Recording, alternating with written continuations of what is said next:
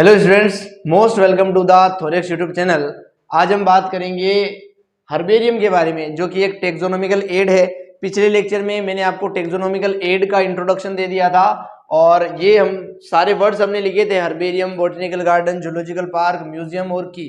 आज इन 5 के बारे में डिटेल में समझेंगे। सबसे पहले स्टार्ट करते हैं हर्बेरियम के बारे में। हर्बेरियम एक स्थान होता है, एक प्लेस होता है। It is a place. इसके अंदर जो है स्टोर किए जाते हैं ड्राइड, प्रेस्ड और प्रिजर्व प्लांट्स को, है ना। यानी कि पेड़ का कोई स्पेसिमेन, प्लांट का कोई स्पेसिमेन, सबसे पहले उसे ड्राई किया जाएगा, सुखाया जाएगा। उसके बाद उसे प्रेस किया जाएगा, दबाया जाएगा। उसके बाद उसे प्रिजर्व कर दिया जाएगा, किसी शीट के ऊपर चिपका दिया जाएगा। तो ये तीनों वर्ड एनसीईआरटी के हैं। इसको याद करेंगे हम डीपीपी से। डीपीपी होती है डेली प्रैक्टिस पेपर बेसिकली। इससे याद करेंगे ड्राइड, प्रिजर्व्ड एंड प्रेस्ड। तो इन तीनों वर्ड को डीपीपी ट्रिक से याद कर सकते हो। ये किया जाता है किसके अंदर? हर्बेरियम के अंदर किया जाता है। किसी भी प्लांट के स्पेसिमेन के साथ किया जाता है और इसे एक शीट के ऊपर चिपका दिया जाता है। उसी शीट को क्या बोलते हैं? इंटरनेशनल हर्बेरियम शीट बोलते हैं बेसिकली। इसी शीट का नाम है इंटरनेशनल हर्बेरियम शीट। ये जो शीट होती है ये फिल्ड की जाती है according to latest system of classification. Classification के बहुत सारे सिस्टम दिए गए थे, नेचुरल, आर्टिफिशियल। उनमें से जो सबसे लेटेस्ट है उनके रूल्स को फॉलो करते हुए इस शीट के ऊपर इस प्लांट की डिटेल्स को लिखा जाता है। अंडरस्टूड और नॉट? तो ये सिस्टम किसने दिया था? बेंथम एंड हुकर ने दिया था। लेटेस्ट सिस्टम ऑफ क्लासिफिकेशन किसने दिया है? बेंथम एंड हुकर ने दिया है। जब मैं आपको प्लांट किंगडम पढ़ाऊंगा तो सारे सिस्टम ऑफ क्लासिफिकेशन पढ़ाऊंगा। अभी केवल याद कर लीजिए कि लेटेस्ट कौन सा है जो बेंथम और हुकर ने दिया है। उसी के अकॉर्डिंग हर्बेरियम शीट के ऊपर किसी प्लांट की डिटेल्स को लिखा जाएगा बेसिकली।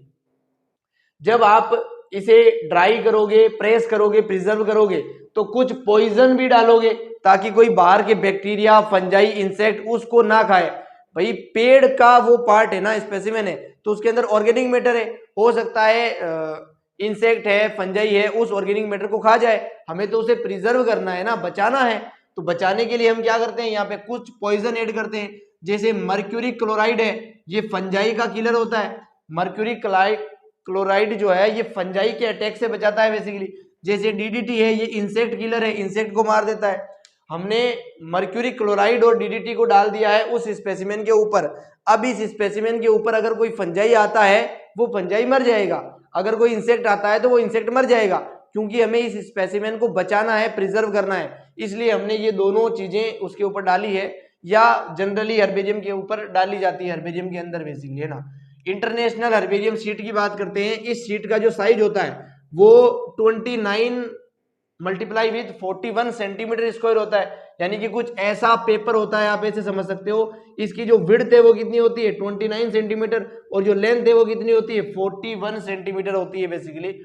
इसके ऊपर एक लेबल लगाया जाता है। लेबल कहाँ लगता है? राइट बॉटम कॉर्नर पे। क्या ये राइट साइड है? बिल्कुल है। क्या ये बॉटम है? बिल्कुल है। तो यहाँ पे जो मैंने डार्क किया है वहां पे क्या लगेगा? लेबल लगेगा बेसिकली। ये हर्बेरियम शीट है। लेबल कहाँ लगता है? कुछ यहाँ लगता है, राइट साइड में बॉटम कॉर्नर के ऊपर लगता है। इस लेबल की जो साइज होती है वो 7 × 12 सेंटीमीटर होती है ना। लेबल की लेंथ और विड्थ दे रखी है 7 और 12 एक्सक्यूज मी प्लीज, 7 और 12 सेंटीमीटर दे रखी है हमने। लेबल की साइज भी दे रखी है, शीट की साइज भी दे रखी है। अब ये जो लेबल होता है वो कहाँ पे लगता है ये भी मैंने बता दिया। इस लेबल के ऊपर क्या लिखा जाता है बेसिकली? इसके ऊपर वर्नेकुलर नेम लिखेंगे। वर्नेकुलर नेम क्या होता है? लोकल नेम को ही बोलते हैं। पिछले लेक्चर्स में पढ़ा चुके हैं ये बात। लोकल नेम को ही क्या बोलते हैं? Vernacular name. वो लिखते हैं उस प्लांट का, उसका इंग्लिश नेम भी लिखते हैं, उसका साइंटिफिक नेम जिसको बोटेनिकल नेम भी कह सकते हो वो भी लिखते हैं, उसकी फैमिली भी लिखते हैं, उसको किस साइंटिस्ट ने कलेक्ट किया सबसे पहले उसका नाम लिखते हैं, कहाँ से कलेक्ट किया उस प्लेस का नाम लिखते हैं, किस डेट को कलेक्ट किया वो डेट भी लिखते हैं। तो ये 6 चीजें हैं जो लिखी जाती है किसके ऊपर? हर्बेरियम शीट के लेबल के ऊपर। 6 की 6 रटी होनी चाहिए।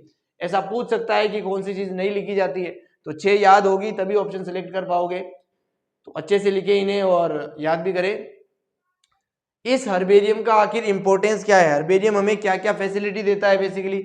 Identification of only plant. इसके अंदर ओनली प्लांट का ही हम स्पेसिमेन रख रहे हैं, तो प्लांट को पहचानने में हेल्प करता है बेसिकली, है ना। अगर आपको किसी प्लांट का नाम नहीं पता तो हर्बेरियम में जाइए, उसकी हर्बेरियम शीट उठाइए, उसका नाम, फैमिली का नाम, कलेक्टर का नाम, सब कुछ देख लीजिए, उसके बाद आप उसे पहचान पाओगे बेसिकली। ये क्विक रेफर्ड सिस्टम होता है, यानी कि इसके अंदर आइडेंटिफिकेशन करने में बहुत कम टाइम लगता है, क्योंकि कोई किताब नहीं है ना, ये केवल एक पेज है हर्बेरियम शीट। उस पेज के ऊपर डिटेल बिल्कुल सामने लिखी है, तो टाइम नहीं लगता बिल्कुल ही। क्विक रेफरल सिस्टम, इस वर्ड के ऊपर सवाल आते हैं। क्विक रेफरल सिस्टम क्या होता है? हर्बेरियम होता है। एनसीईआरटी का वर्ड है, रटा होना चाहिए। ये जो हर्बेरियम होता है इसे अल्फा टेक्सोनोमिकल रिसर्च के अंदर यूज करते हैं। अल्फा टेक्सोनोमिकल रिसर्च के अंदर किसका यूज करते हैं? हर्बेरियम का। ये डायरेक्ट क्वेश्चन आएगा। अल्फा टेक्सोनोमिकल रिसर्च क्या होती है, कैसे होती है, कुछ नहीं पढ़ना है, आउट ऑफ द सिलेबस। ये वर्ड ही नहीं है एनसीईआरटी में, फिर भी थोड़ा सा एक्स्ट्रा करवा रहा हूं मैं। तो ये तीनों क्या है, इसके सिग्निफिकेंस है हर्बेरियम के। अब दो एग्जांपल हमें याद रखने हैं हर्बेरियम के बेसिकली। एक होता है रॉयल बोटेनिकल गार्डन, ये बोटेनिकल गार्डन है, इसके अंदर एक हर्बेरियम एसोसिएटेड है, जुड़ा हुआ है बेसिकली। ये कहां पे होता है? Royal botanical garden. ये इंग्लैंड के क्यू प्लेस के ऊपर होता है। किसके ऊपर? क्यू ऑफ द इंग्लैंड में क्या है? रॉयल बोटेनिकल गार्डन है, उसके अंदर एक हर्बेरियम है। उस हर्बेरियम के अंदर 6 मिलियन प्लांट स्पीसीज की हर्बेरियम शीट बना ली गई है। 6 मिलियन यानी कि 60 लाख प्लांट स्पीसीज की हर्बेरियम शीट उसके अंदर कलेक्ट कर ली गई है। तो बहुत ही बड़ा बोटेनिकल गार्डन है, जिसके अंदर बहुत ही बड़ा हर्बेरियम एसोसिएटेड हुआ है। एक इंडिया के अंदर है central national herbarium. Central national herbarium, इसको सीएनएच बोलते हैं। ये होता है, ये कोलकाता के अंदर है बेसिकली। तो ये दो एग्जांपल आपको अच्छे से लिखने हैं और याद करने हैं। इंपॉर्टेंस समझ सकते हो, डिटेल समझ सकते हो। हर्बेरियम एक ऐसा प्लेस होता है जिसके अंदर शीट्स को रखा जाता है, जिस शीट के ऊपर क्या क्या लिखा जाता है, उसका साइज क्या है, सब कुछ मैंने आपको समझा दिया है। So you can note this, then we further move on. So चलिए स्टूडेंट्स, अब हम समझते हैं सेकंड टेक्सोनोमिकल एड के बारे में, जिसका नाम है botanical garden. Basically botanical garden जो है ये एक इनक्लोज्ड यानी कि बंद, इनक्लोज का मतलब क्या है? बंद प्लेस होता है ये, जो मैन के द्वारा बनता है, फाउंड बाय मैन। क्यों बनता है? For the collection of living plants. इसके अंदर लिविंग प्लांट्स को कंजर्व किया जाएगा बेसिकली, है ना, जिंदा है वो सब कुछ, इसके अंदर लिविंग है, इसलिए इसे क्या बोलते हैं? लिविंग हर्बेरियम बोलते हैं। हर्बेरियम के अंदर dead part of the plant या फिर स्पेसिमेन ऑफ द प्लांट को हमने प्रिजर्व किया था। यहाँ पर हम लिविंग प्लांट्स को कंजर्व करते हैं, इसलिए इसी को क्या बोलते हैं? लिविंग हर्बेरियम बोलते हैं। पूछा जा सकता है लिविंग हर्बेरियम किसे बोलते हैं? बॉटनिकल गार्डन को। बॉटनिकल गार्डन को शॉर्ट में हम बीजी लिखेंगे आगे, है ना। इसके अंदर क्या होता है? Identification and labelling of plant होता है। प्लांट को आप आइडेंटिफाई कर सकते हो। जैसे सपोज करो ये कोई प्लांट है कुछ ऐसा, इस प्लांट का जो ये स्टेम है, इसके ऊपर एक लेबल लगाया जाता है। इस लेबल के अंदर इस प्लांट का साइंटिफिक नेम लिखा जाता है। क्या लिखा जाता है? साइंटिफिक नेम लिखा जाता है। उसके अलावा इसकी फैमिली का नाम भी लिखा जाता है। तो इस लेबल के ऊपर दो ही चीजें लिखी जाती है, साइंटिफिक नेम और फैमिली। यहाँ भी लिखा हुआ भी होगा, बॉटनिकल नेम लिखते हैं और फैमिली लिखते हैं। लेबल के ऊपर दो ही चीजें लिखते हैं, साइंटिफिक नेम को बॉटनिकल नेम भी आप बोल सकते हो, है ना। प्लांट है तो बॉटनिकल नेम बोल देते हैं, एनिमल है तो जूलॉजिकल नेम बोल देते हैं, लेकिन होते दोनों ही क्या है? साइंटिफिक नेम है बेसिकली। तो लेबल के ऊपर क्या लिखते हैं, लेबल कहाँ पे लगाते हैं, ये समझ में आया होगा। इस बॉटनिकल गार्डन का महत्व क्या है? ये हमें पेड़ को पहचानने में हेल्प करता है, आइडेंटिफिकेशन ऑफ प्लांट। प्लांट को देखते ही आप पहचान लोगे कि ये प्लांट, इसका नाम ये है और इसकी फैमिली है, क्योंकि लेबल भी तो लगा होगा उसके ऊपर, लेबल को देखकर पहचान लेंगे, है ना। इसके अंदर ex situ conservation of plant होता है। देखो, कंजर्वेशन ऑफ प्लांट का मतलब है प्लांट को बचाना। दो टाइप का हो सकता है, इन सीटू और एक्स सीटू। अगर वो पेड़ जहां पे मिलता है नेचुरली, वहीं पे आप उसे कंजर्व कर रहे हो, बचा रहे हो, बाहर की इन्वायरमेंट से बचा रहे हो, तो उसे बोलते हैं इन सीटू। अगर आप उस पेड़ के बीज को, सीड को कहीं और ले जाके नया पेड़ लगाते हो और उस पेड़ को बचाते हो, तो उसे क्या बोलते हैं? इन सीटू कंजर्वेशन बोलते हैं। तो यहां पर उसे एक्स सीटू कंजर्वेशन बोलते हैं। वापस से सुन लो, प्लांट का जो कंजर्वेशन है वो दो टाइप का हो सकता है। एक तो इन सीटू, इन का मतलब है अंदर, वहीं पे जहां पे पेड़ नेचुरली लगा हुआ है वहीं पे कंजर्व कर रहे हो, तो वो इन सीटू कंजर्वेशन है। एक्स का मतलब ही होता है बाहर, एक्स सीटू मतलब जहां पर नेचुरली प्रेजेंट है वहां से निकाल के कहीं और ले जाके कंजर्व कर रहे हो, उस जगह से बाहर ले जाके कंजर्व कर रहे हो, तो उसे क्या बोलेंगे? एक्स सीटू कंजर्वेशन बोलेंगे। यहाँ पे पेड़ को बाहर ले जाके लगाया जाएगा। कहाँ पे लगाएंगे? बॉटनिकल गार्डन बनाएंगे तो बीज बाहर से लाएंगे और नए नए पेड़ों को वहां पे लगाएंगे और बाद में क्या करेंगे? कंजर्व करेंगे बेसिकली। तो यहाँ पे क्या होता है? एक्स सीटू कंजर्वेशन होता है, आप समझ सकते हो। उसके अलावा रिसर्च के लिए रॉ मटेरियल भी मिलता है हमें बॉटनिकल गार्डन से। Provide raw material for research like seed, किसी पेड़ का बीज है ना, जो पेड़ अब इस धरती पे नहीं मिलता है, उस पेड़ के स्पेसिमेन को लेने के लिए आप बॉटेनिकल गार्डन विजिट कर सकते हो अगर आपको रिसर्च करनी है तो। ऐसे खेलने के लिए आपको कोई स्पेसिमेन नहीं देगा प्लांट्स का, रिसर्च के पर्पज से आप ले सकते हैं। तो ये 3 सिग्निफिकेंस है बॉटेनिकल गार्डन के। कुछ एग्जाम्पल मैंने लिखे हैं बॉटेनिकल गार्डन के, जिनको बाय हार्ट लिखेंगे आप, याद करेंगे। सबसे पहला तो हम पढ़ ही चुके हैं, रॉयल बॉटेनिकल गार्डन कहां पर है, क्यू इंग्लैंड के अंदर है बेसिकली। अगला है Indian botanical garden, Kolkata West Bengal के अंदर है। अगला है national botanical garden, Lucknow UP के अंदर है। अगला है लोयड बॉटेनिकल गार्डन, कहां पर है, दार्जिलिंग वेस्ट बंगाल के अंदर है। तो 4 एग्जाम्पल है बॉटेनिकल गार्डन के जो अच्छे से लिखे होने चाहिए, याद होने चाहिए। ये जो इंडियन बॉटेनिकल गार्डन है इसका नाम चेंज करके सुभाष चंद्र बोस बॉटेनिकल गार्डन कर दिया गया है बेसिकली, है ना। आचार्य सुभाष चंद्र बोस कर दिया गया है, वैसे तो आचार्य नहीं भी लगाओ तो ज्यादा फर्क नहीं पड़ेगा, आइडेंटिफाई तो कर ही लोगे ऑप्शन से। आचार्य सुभाष चंद्र बोस, इसी का नाम है इंडियन बॉटेनिकल गार्डन का। और ये इतना फेमस क्यों हुआ है, क्योंकि यहाँ पे एक बहुत बड़ा बरगद का पेड़ है। अगर मैं आपके सामने लिखूं तो यहाँ पे है जाइंट बेनियन ट्री, क्या है, जाइंट बेनियन ट्री। 5 किलोमीटर से भी ज्यादा बड़े एरिया में फैला हुआ है एक बरगद का पेड़। और उस बरगद के पेड़ का जो मेन स्टेम है वो भी खराब हो चुका था, इसलिए उस मेन स्टेम को काट दिया गया है। अब आप कहोगे कि अगर स्टेम ही काट दिया तो पेड़ खड़ा कैसे है ना। उसकी जो प्रोप रूट्स है, जो बाहरी रूट्स निकल रही है ब्रांचेस की फॉर्म में, उन रूट्स के बेसिस पे वो पूरा पेड़ खड़ा है, उसका मेन स्टेम भी काट दिया गया है। 5 किलोमीटर से ज्यादा बड़े एरिया के अंदर फैला हुआ है एक बरगद का पेड़। इस बरगद के पेड़ को देखने के लिए लोग गाड़ियों से घूमते हैं 5 किलोमीटर एरिया में। इसीलिए ये गार्डन जो है इंडियन बॉटेनिकल गार्डन, जिसको आचार्य सुभाष चंद्र बोस गार्डन भी बोलते हैं, वो इतना फेमस है क्योंकि यहाँ पे giant botanical garden, sorry giant banyan tree है यहाँ पे, है ना। तो मैं उम्मीद करता हूँ बॉटेनिकल गार्डन का कंसेप्ट आपको क्लियर हुआ है। You can note this, then we further move on.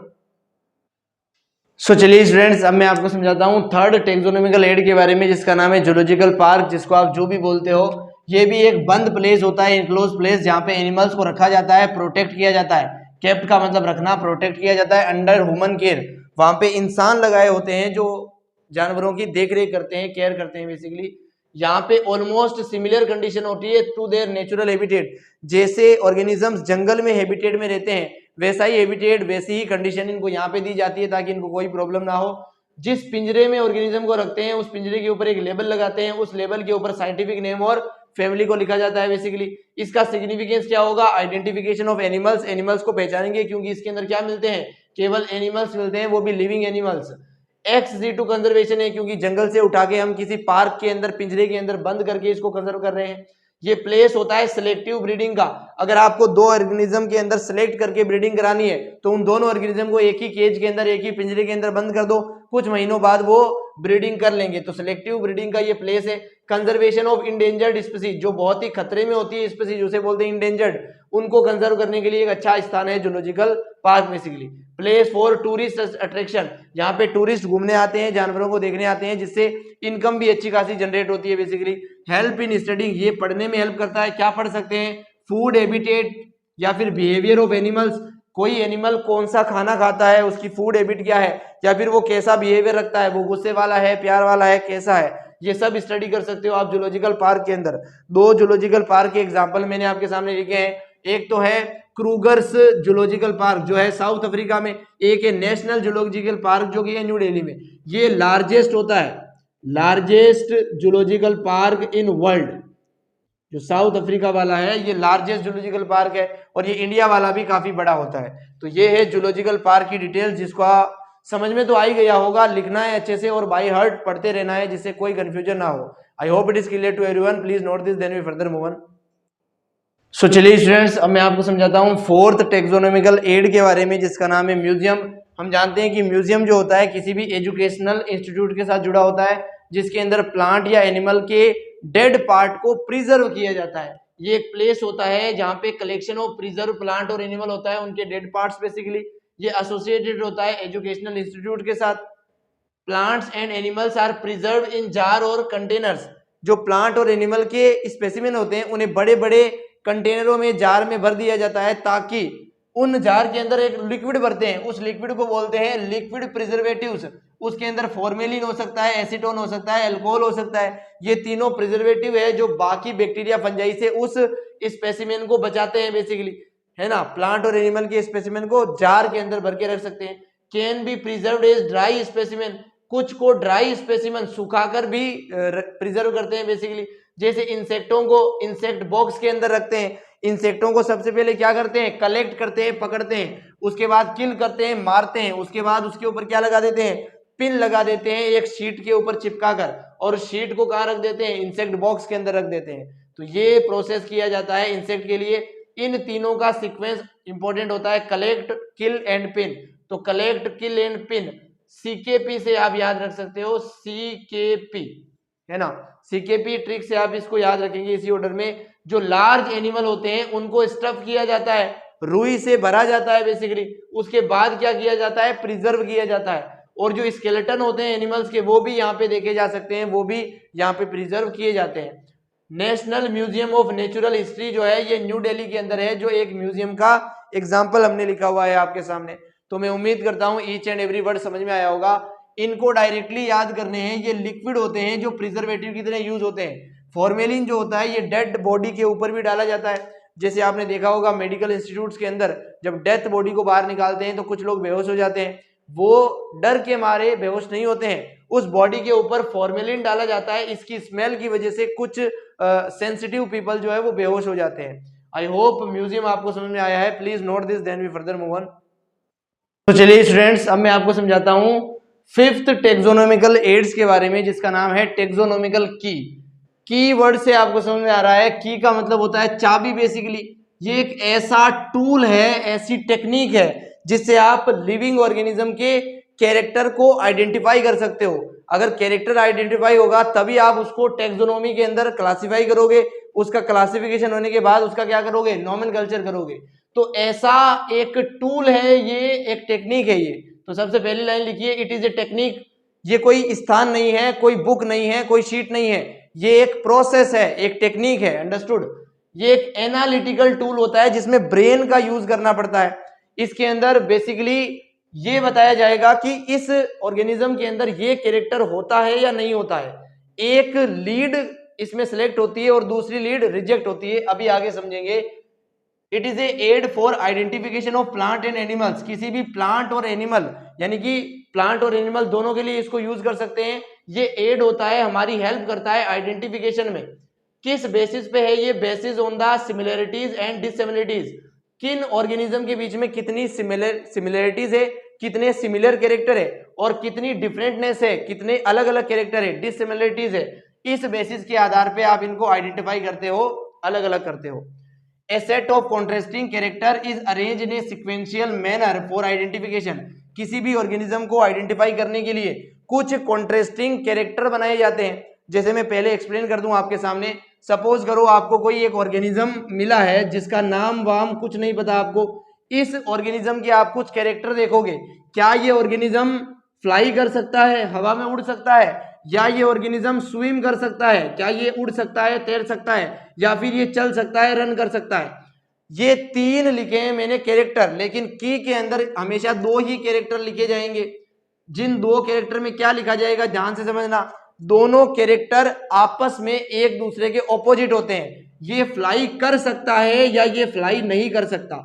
ये दोनों क्या है, आपस में ऑपोजिट स्टेटमेंट है। दिस ऑर्गेनिज्म कैन फ्लाई, ये पहला स्टेटमेंट है, और दूसरा है this organism can not be fly, ये फ्लाई कर सकता है या नहीं कर सकता। ये दो स्टेटमेंट है अलग अलग। इसे बोलते हैं कॉन्ट्रास्टिंग कैरेक्टर्स। क्या बोलते हैं, कॉन्ट्रास्टिंग कैरेक्टर्स। कॉन्ट्रास्टिंग का मतलब होता है ऑपोजिट। एक स्टेटमेंट का जो मीनिंग निकल रहा है, दूसरे स्टेटमेंट का मीनिंग उस स्टेटमेंट का बिल्कुल उल्टा निकलेगा। This is called contrasting characters और स्टेटमेंट्स। ये एक स्टेटमेंट लिखा है मैंने इस ऑर्गेनिज्म के बारे में। अगर हमें पता चल गया कि ये ऑर्गेनिज्म उड़ सकता है तो हमें इस स्टेटमेंट को क्या मानेंगे, सही मानेंगे, इसे सेलेक्ट करेंगे, और इसे क्या मानेंगे, रॉन्ग मानेंगे, यानी कि इसे क्या करेंगे, रिजेक्ट करेंगे। Each pair of couplet of contrasting character is called couplet. ये जो दोनों स्टेटमेंट है इन दोनों को मिलाकर क्या बोलते हैं, कपलेट बोलते हैं। इसमें से जो ये सेलेक्ट हो रहा है इसे क्या बोलेंगे, लीड बोलेंगे, और जो रिजेक्ट हो रहा है उसे जाने देंगे। क्योंकि ऑर्गेनिज्म का कैरेक्टर पता करने के बाद हम लीड लेके आगे चलेंगे कि और कौन कौन से कैरेक्टर इसके पता कर सकते हैं। Each statement of a couplet is known as a lead. इस कपलेट के अंदर दो स्टेटमेंट होते हैं, दोनों में से जो एक स्टेटमेंट होता है उसे क्या बोलते हैं, लीड बोलते हैं। One lead is accepted and one rejected always. किसी भी कॉन्ट्रास्टिंग कैरेक्टर के अंदर एक लीड को ही एक्सेप्ट किया जाता है, दूसरी क्या होती है, रिजेक्ट होती है, क्योंकि दोनों लीड आपस में क्या होती है, ऑपोजिट होती है, एक ही सेलेक्ट कर सकते हो। जैसे ये मैंने फ्लाई का एग्जांपल लिया है, अगर ये फ्लाई कर सकता है तो इसे किस ग्रुप के अंदर क्लासिफाई करेंगे, बर्ड्स के अंदर, है ना। बर्ड्स जनरली क्या करती है, फ्लाई करती है। तो इसके कैरेक्टर के बेसिस पे हमने स्टेटमेंट, जब हमें स्टेटमेंट से कोई लीड मिली, एक लीड मिल गई हमें कि ये स्टेटमेंट सही है इसके बारे में और ये स्टेटमेंट गलत है, इस लीड के कारण हमने इसको क्या कर दिया, क्लासिफाई कर दिया किसी कैटेगरी के अंदर, किसी ग्रुप के अंदर। तो क्या ये क्लासिफिकेशन करने में, कैटेगरी बनाने में हेल्प कर रहा है, बिल्कुल कर रहा है ना। ये सेपरेट टेक्सोनोमिकल कीज होती है हमारे पास, अलग अलग टेक्सोनोमिकल कैटेगरी के लिए अलग अलग टेक्सोनोमिकल कीज होती है ना। ऐसा नहीं है कि बर्ड को अलग करने के लिए ये है टेक्सोनोमिकल की, फ्लाई वाला फैक्टर, और किसी को, जैसे रेप्टाइल है तो रेप्टाइल के लिए हम लिखेंगे कौन रेंग कर चलता है और कौन रेंग कर नहीं चलता बेसिकली, है ना। तो अलग अलग कैटेगरी के लिए अलग अलग लीड बनाई जाएगी और एक लीड हमेशा एक्सेप्ट होगी, एक क्या होगी, रिजेक्ट होगी। जो एक्सेप्ट होगी उसी से हमें डायरेक्शन मिलेगी क्लासिफिकेशन करने की, और क्लासिफिकेशन होने के बाद उसका क्या रखेंगे, बेसिकली नाम रखेंगे। एक और एग्जांपल दे दूं मैं अगर आप चाहो तो।